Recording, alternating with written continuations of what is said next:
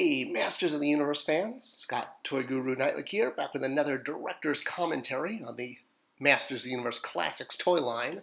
And when you think of Masters of the Universe, the first thing you probably think of is dentistry, right? Because everyone's got those vicious claws and teeth, and okay, no, it's probably not because of that, and it's also probably not the first thing you think of, but there is a Masters of the Universe dentist, sort of. Kind of. Well, yes, Mattel owns the rights to this guy now, so there is.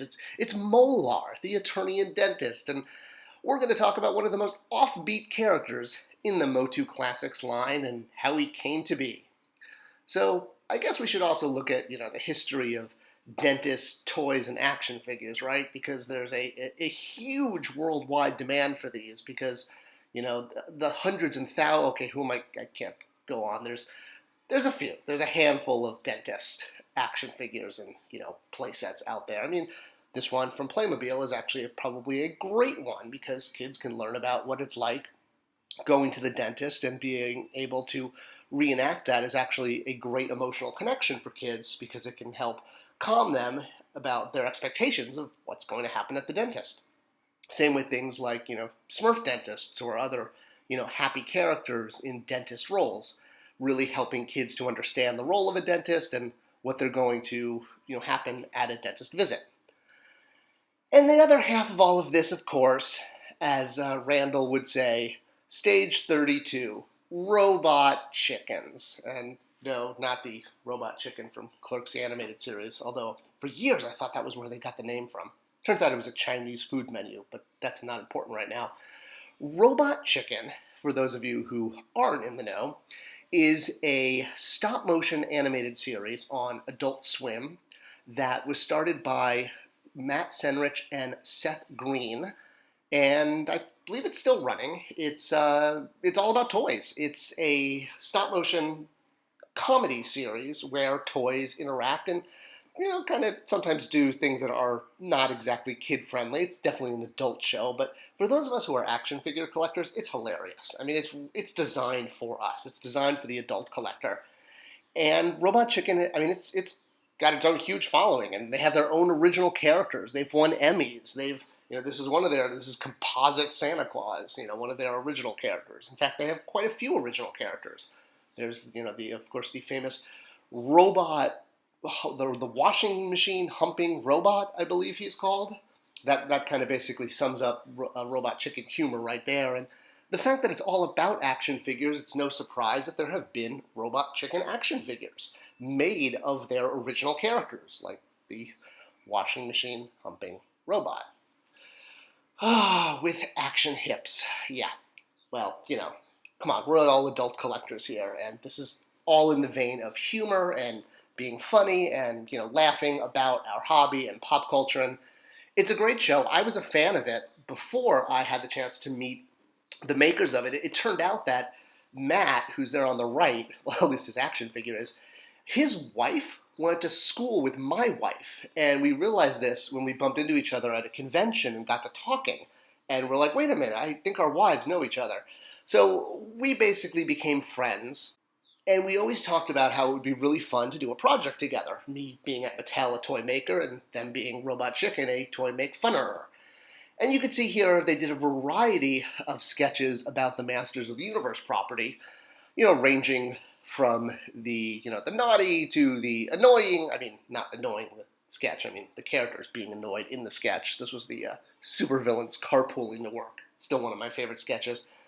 And in addition to all, the mixed MOTU sketches, they also did one about a character called MoLarr the Eternian Dentist, as if he was a sort of long-lost action figure that never got made, or maybe got made in the 80s show. And in the sketch, he kind of terrorizes Skeletor's flunkies, including Grizzlor, who's actually a member of the Horde, but that's not important right now. But it ended with this great shot, showing MoLarr Eternian Dentist comes with everything you see here. And when I saw this, I was like, that's really funny. Because, again, it makes it look like it's an actual toy that Mattel puts out. So as Matt, Seth, and I were chatting at various conventions where we bump into each other, the toy community is, not that small. that it basically came up, it'd be really funny if we actually made a real Molar action figure based on the sketch, especially because the sketch ended, saying Molar comes with everything you see here. And I was determined that if we made it, it was going to come with everything you see there, like all of those little accessories, down to the floss and the drills and, et cetera, et cetera. And that was basically the creative vision of why we wanted to do this, literally because of that still shot at the end of the sketch, saying that Molar came with everything.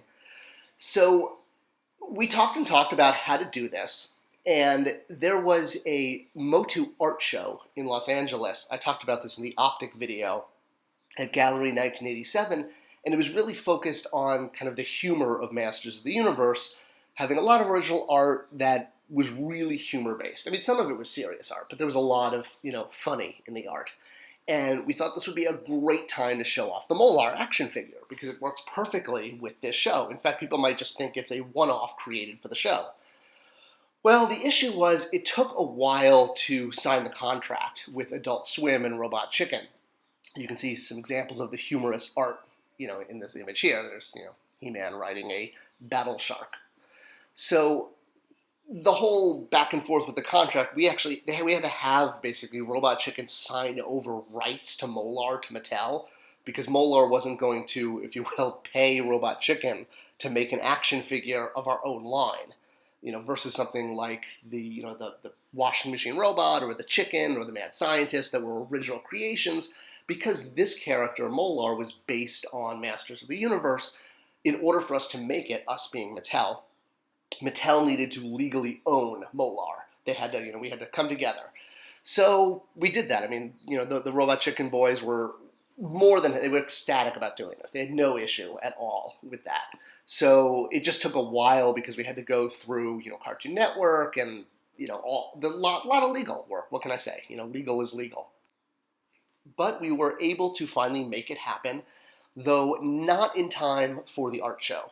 So this display case that we had at the Gallery 87 art show, while we intended to have Molar snuck in there, because the contract was actually, it was literally days away from being signed. But, we're going to do everything by the book. So we wound up showing off Optic instead, and I think Keldor's glass acid vial. But Molar was still set. He was going to be one of our Comic-Con exclusives for that summer, along with Orko, including Prince Adam. We'll get into that, though, in actually the next video about that whole thing. But yeah, he was going to be a sort of bonus San Diego Comic-Con item. He did not take a slot away from MOTUC because he was a bonus San Diego Comic-Con slot that could have gone to any brand. So we just happened to be able to get it, score it, if you will, that slot for an extra MOTUC Classics item. And, we gave Molar a bio on the back of the package, gave him a real name. We talked to Matt and Seth about that, and I believe they helped craft that bio. And he had a very deluxe package. It came with Skeletor with a new face, with a missing tooth, and there's actually a very naughty magazine at the bottom that I don't know how we got that through approvals. And then the back of the package had both bios. It had an original bio for Skeletor and for Molar, and we were able to get permission to use still images from the show in the bios. And then, of course, in the cross-sell, we showed kind of what happened to some of Skeletor's flunkies in the original sketch. Beastman getting tied up with floss, and I still can't believe we did this. We had Grizzlor being impaled with a dental instrument, and it said, this blankety-blank drill is not included with Grizzlor. This was all in the name of fun. This was about fun. Toys should sometimes just be fun, and that's kind of what it was all about. There was one huge mistake, and it was completely my fault. We overproduced Molar, because originally Adult Swim was going to take a quota to sell on their website, and I produced that quota without getting a contract signed, and basically learned my lesson that I should never produce anything until I have a signature on a line, because at the end of the day, Adult Swim changed their mind, and we wound up with way more Molars than we had wanted. I am not blaming Adult Swim for this. This is 100% my fault. And that was basically why you saw Molar on sale for so long. It wasn't that he was a bad seller. He was a great seller. We just had more of him than we intended to. So, my fault. But spinning around to a positive note, for years, I got really nice emails and letters from actual dentists in the world saying that they used Molar in their waiting rooms and with their patients to connect with kids and to show them, that the dentist was a hero and was here to sort of, save their teeth or, help their teeth. It was really touching. I mean, honestly, this happened for years. I just kept getting some really positive letters from actual dentists. So it's great. In the end, Molar was a Masters of the Universe hero and kind of saved the day in some ways. He was a really fun figure to work on.